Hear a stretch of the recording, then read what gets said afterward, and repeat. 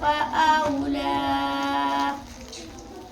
أيحسب الإنسان أن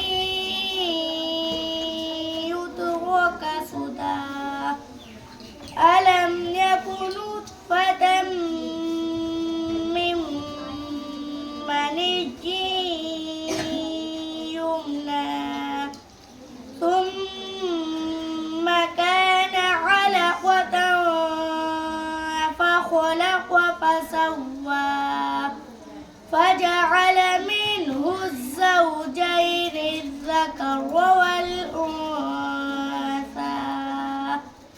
أليس ذلك بقادر على أن يحيي الموتى صدق الله العظيم. ولكن كذب نون ساکن کا کون سا قاعدہ ہوگا؟ اخفاء حقیقی ہوگا. کیوں؟ اس لیے کہ نون ساکن کے بعد اخفاء حقیقی کے 15 حرفوں میں سے کیوں کذب ذال آیا ہوا ہے.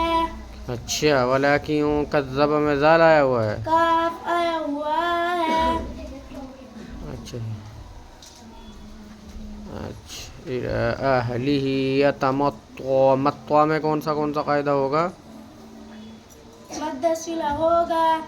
کیوں ہوگا؟ اس لیے کہ توا کے اوپر کھڑا زبر آیا ہوا ہے.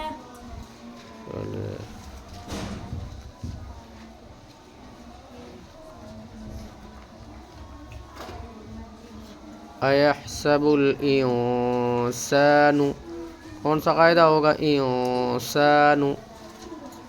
اخفاء حقیقی ہوگا. اور کون سا قاعدہ ہوگا؟ انسان.